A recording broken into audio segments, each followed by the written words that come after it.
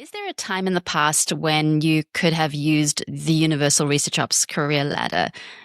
Tell me the story.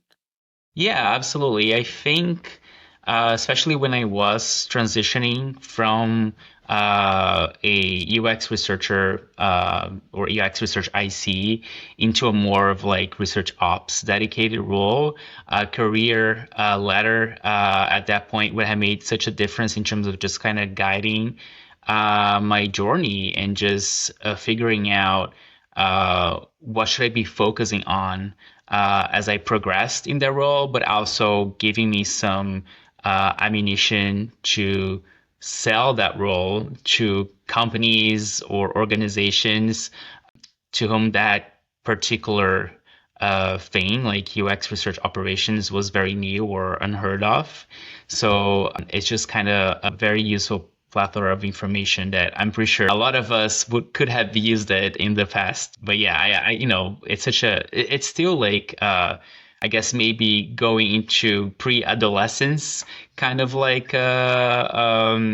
role in the UX research industry. So obviously back then we didn't really have a lot of structured information, so we were working with what we had, right?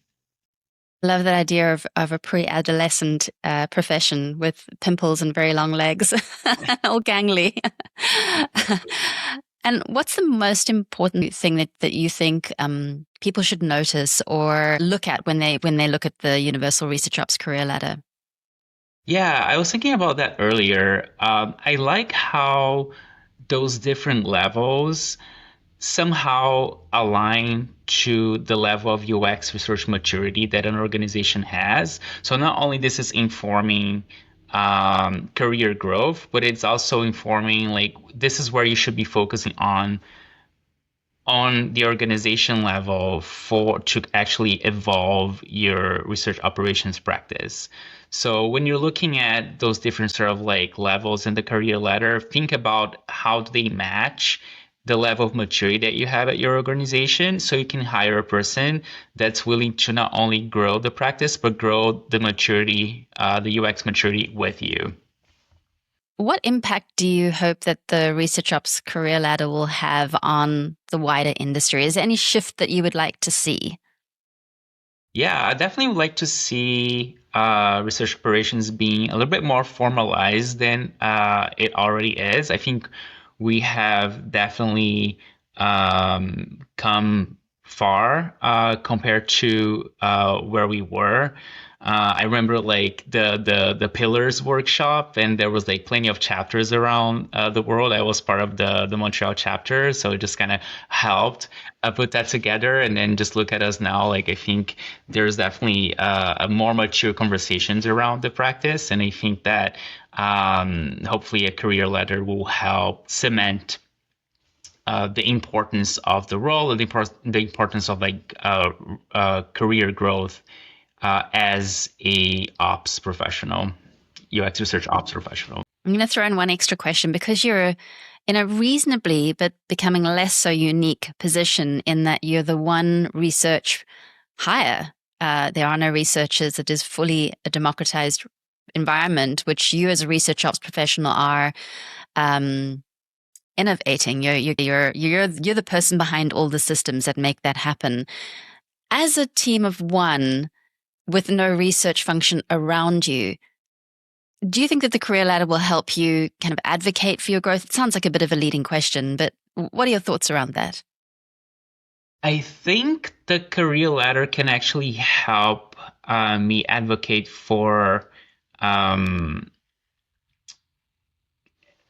scaling the practice and maybe adding more people to the research ops team, right? Instead of being just a team of one, maybe we can be a team of like three, four, because such a unique context of like a fully democratized, enablement driven company when it comes to UX research calls for maybe scalability when it comes to research operations.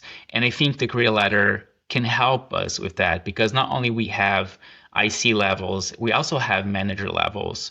And you can totally see um, a practice being built around different levels of research ops proficiency, where you have folks that dedicated more towards strategy, and then you have folks dedicated more towards admin tasks.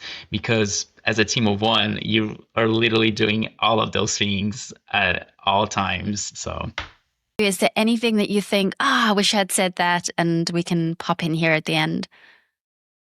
I, I was just like looking at the letter today, and just it's so thorough, like, and so it's so rich in detail, right? And I think it really kind of provides people with like a very good blueprint of how a research ops practice, from like a role perspective, should be laid out, and what path should you follow, like as you grow in your role as well. So I think the letter speaks for itself. So thanks for involving us in this work and putting it together. It's my pleasure. I have to say that throughout my life, I have never been accused of not being detailed.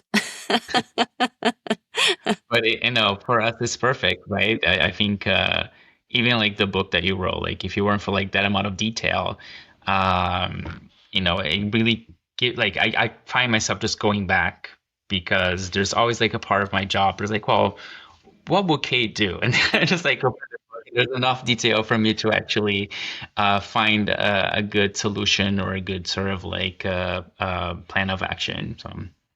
Oh, that's so good to hear. It is the universe in all things, is what I'm calling that book right now. Rodrigo, thank you so much.